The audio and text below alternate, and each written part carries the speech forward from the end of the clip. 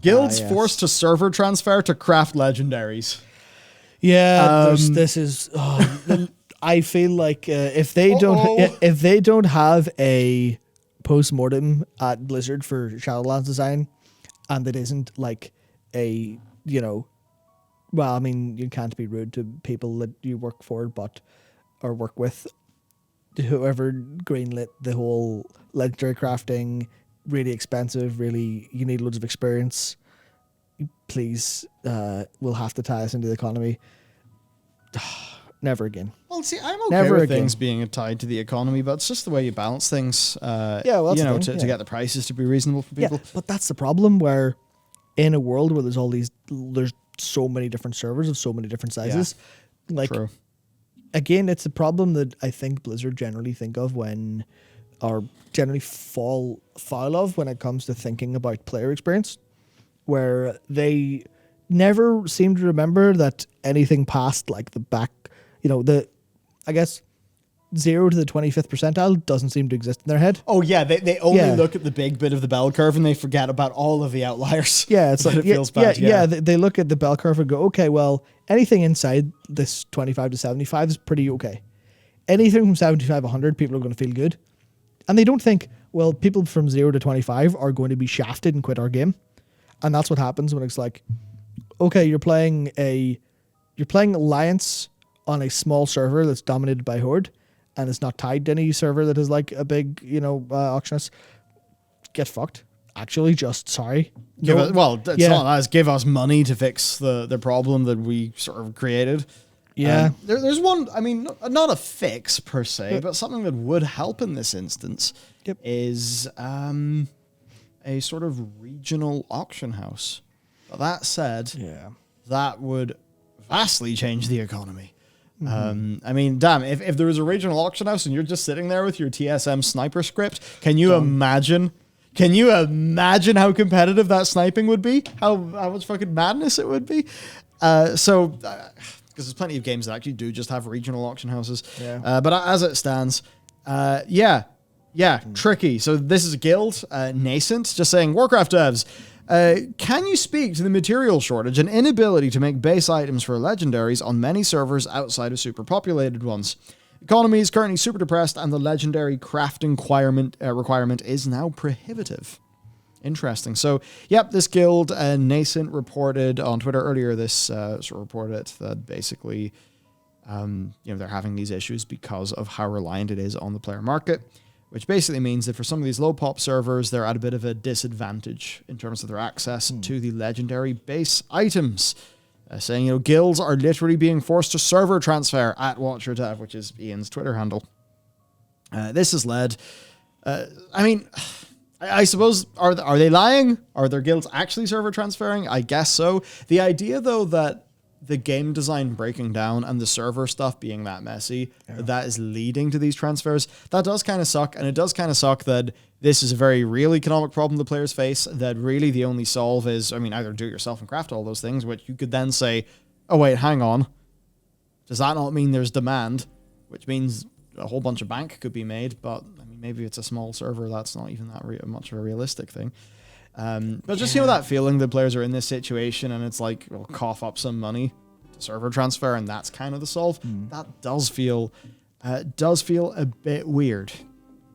Now, of course, we're Alliance and Ravencrest, so we're in a decent pop server, a decent pop Alliance server. Even just the notion, though, of Alliance Horde or Alliance servers and Horde servers it's a real shame. Yeah. And I don't really know if there's a solve. And this is, of course, something that even popped up in classic TBC, where, Blizzard's efforts to try to rebalance the factions and stuff didn't really work. The servers, they just ended up going hyper extreme to one faction.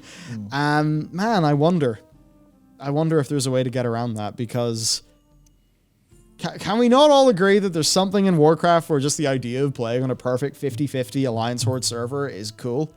The idea that, you're there in a super populated Stormwind and over there's a super populated Orgrimmar full of people. Yeah. That's just really cool. Yeah. Can they do that? That's really cool, but it's never been the case. Yeah. And every time they try to do that, obviously they try to balance a little bit of that with the scaling of War Mode.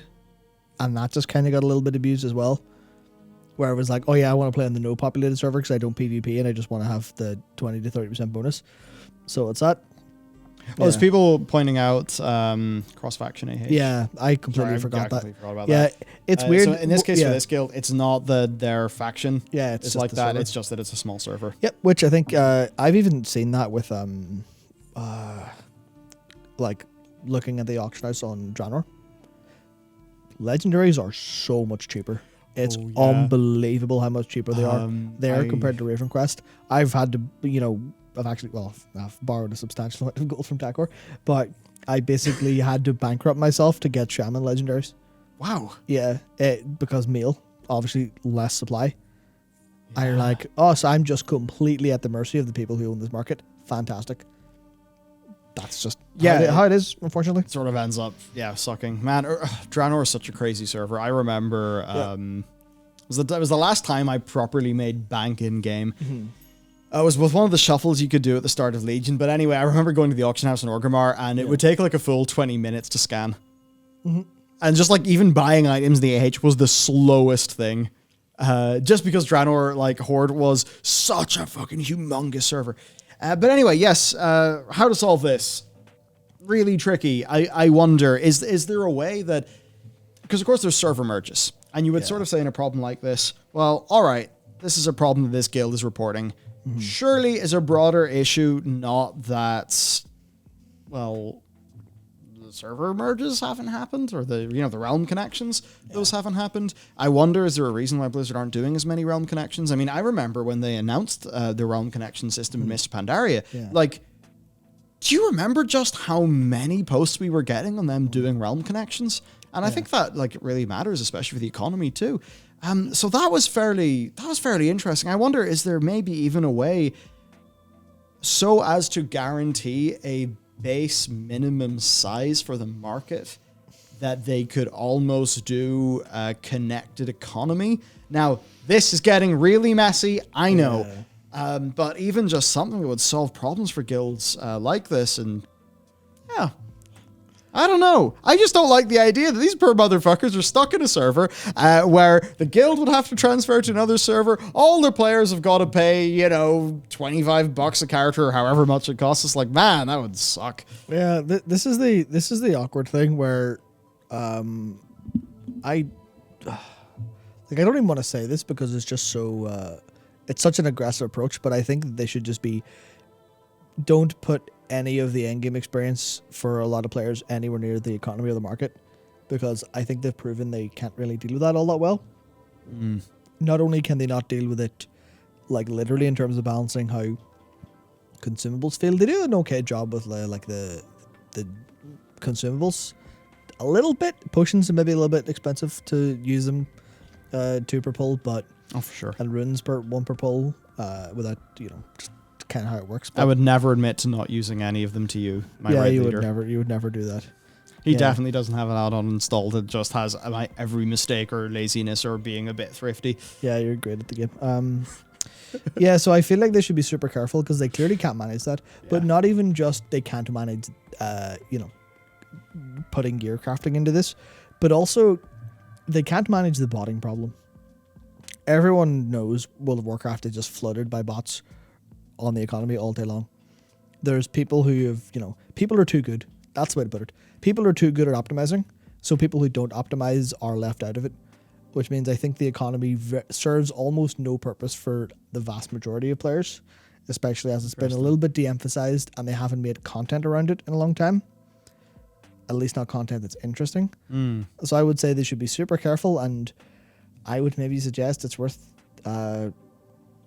removing everything that's not working from the economy, and don't introduce anything like this again until they can solve the greater problems.